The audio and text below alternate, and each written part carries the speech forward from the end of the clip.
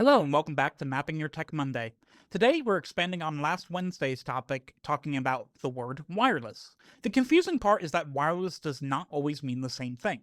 Wi-Fi, phone data, Bluetooth earbuds, wireless printers, and wireless chargers may all be called wireless, but they do very different jobs. Some connect you to the internet, some connect nearby devices to each other, some send power, and some still need a cord somewhere even if the cord is not plugged directly into your phone or computer.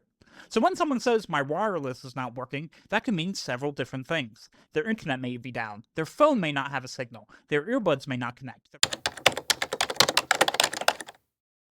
Let's start with Wi-Fi. Wi-Fi is the wireless connection that usually comes from your router, and your router is the box that sends internet signals to your phone, tablet, laptop, or other devices in your home. A simple way to think of Wi-Fi is like a small invisible bubble around your router. When you're close enough, your device can connect. When you move too far away, or when walls, floors, appliances, or furniture gets in the way, the signal may get weaker. That is why Wi-Fi may work well in one room, but feel slow and unreliable in another. It does not always mean the phone or laptop is broken, it may just have a weak signal and is not reaching the area well. It also is important to know that Wi-Fi and Internet are related, but they're not the same thing. Wi-Fi is the connection between your device and the router. The Internet is the service coming into your home or building. So your phone may show you have a Wi-Fi signal, but websites may still not load if the internet service itself is down.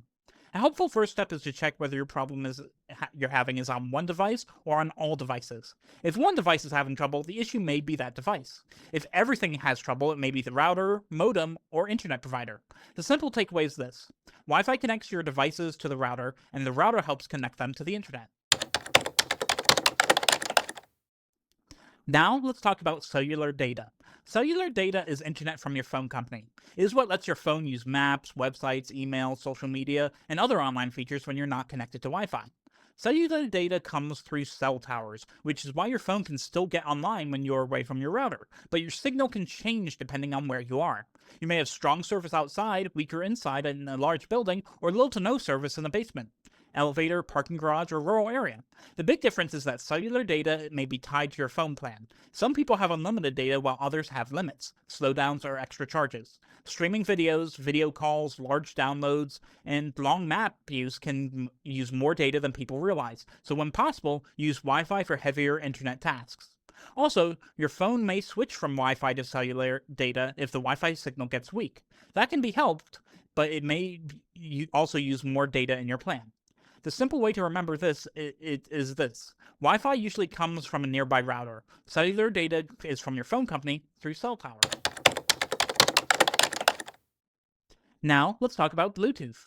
Bluetooth is not the same as Wi-Fi or cellular data. Wi-Fi and cellular data usually connect you to the internet. Bluetooth usually connects nearby devices to each other. For example, your earbuds, speakers, smartwatch, keyboard, or mouse may connect to your computer or your phone using Bluetooth. Bluetooth is meant for shorter distances and smaller jobs. So if your earbuds stop working, it usually does not mean the internet is broken. It may just mean your earbuds are not connected to the right device. This happens a lot because Bluetooth devices can remember old connections. Your earbuds or speaker might be connected to a tablet, an old phone, a laptop, or someone else's device without you realizing it. A good first step is to check your Bluetooth settings and see what is actually connected. You can also turn Bluetooth off and back on and forget the devices and pair it again. Pairing usually simply means introducing two devices so that they are now allowed to connect. Also, remember that Bluetooth devices usually need their own battery power. If something is not working, it may just need to be charged. The simple way to remember Bluetooth is this: Bluetooth is for nearby devices talking to each other, not usually your main internet connection. Next, let's talk about wireless charging.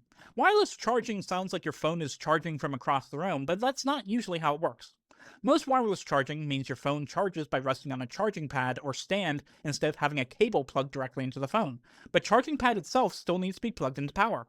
So there's usually still a cord involved. The cord just goes to the charging pad instead of your phone. Wireless charging can be convenient on a desk, nightstand, or in a car because you can place your phone down and pick it up without plugging and unplugging it every time. But the phone has to be lined up correctly. If it's too far to one side, it may not charge well or may not charge at all. Your phone case can also interfere.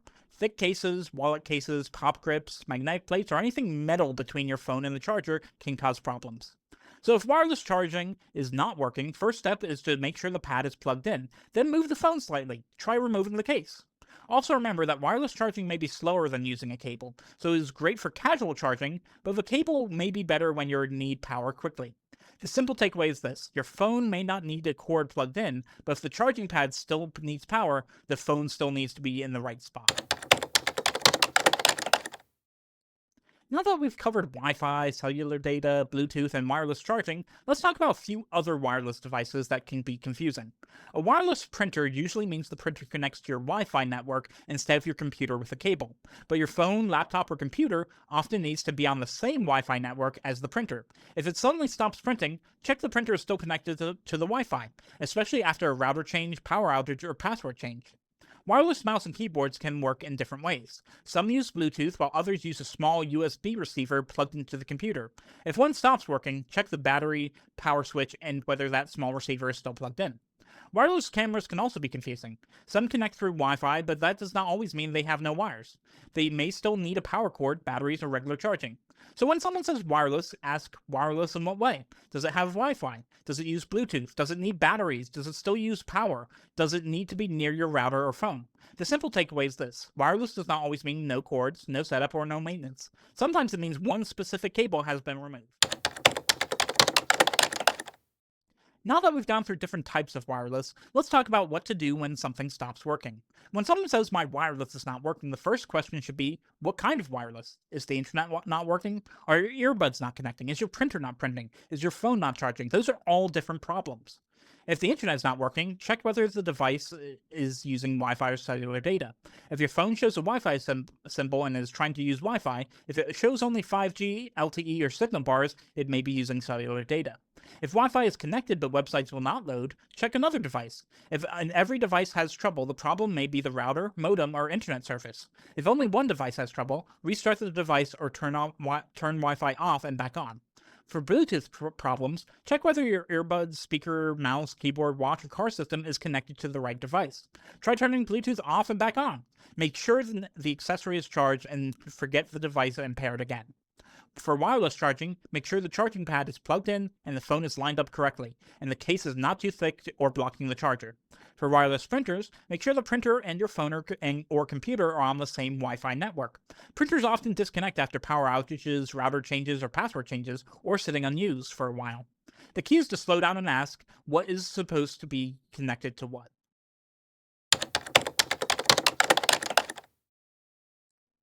Wi-Fi bars usually show the connection between your device and the router, not always whether the internet itself is working. Your phone may be connected to the router, but the router may not be getting the internet from your provider. Try checking another device, restarting the router, or switching Wi-Fi off on your phone to see if cellular data works. For most people, leaving Bluetooth on is fine, especially if you use earbuds, a smartwatch, your car, or other accessories often. But if you're not using it, turning it off can save a little battery life and reduce chance of your phone trying to connect to an unwanted device. A good habit is to only pair with devices you recognize. And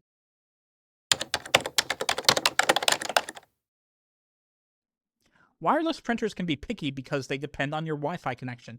If your router restarts, your Wi-Fi password changes, or the printer goes to sleep for too long, it may disconnect. Restarting the printer and making sure your computer or phone is on the same Wi-Fi network can often fix it.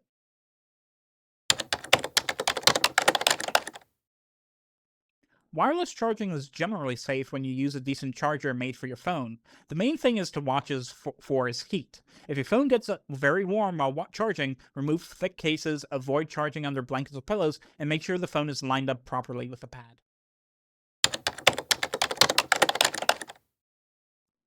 A hotspot is when one device, usually your phone, shares its cellular data as a Wi Fi signal with another device.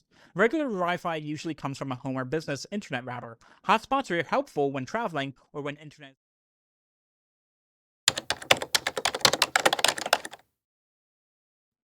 So to wrap this up, wireless can mean several things. Wi-Fi connects your devices to the internet through a router. Cellular data connects your phone to your phone company through nearby cell towers. Bluetooth connects nearby devices like earbuds, speakers, watches, and cars. Wireless chargers let your phone charge in a pad or stand, but the charger itself still needs power. Other wireless devices like printers, cameras, mice, and keyboards may still need Wi-Fi, Bluetooth, batteries, chargers, and power cords. The most important lesson is this: When you hear the word wireless, ask what kind of wireless it means. Does it mean internet? Does it mean a nearby device connection? Does it mean charging? Or does it simply mean one cable has been removed? The one question can save you a lot of frustration and help you explain the problem better when you need help. You do not need to know every technical term, you just need to understand what each connection is supposed to do. If you liked this video, please like, comment, and subscribe. And if you have any questions about Wi-Fi, Bluetooth, cellular data, wireless charging, or other confusing tech terms, leave them in the comments. For more simple tech help, visit us at 123mapwebsites.com. See you next time.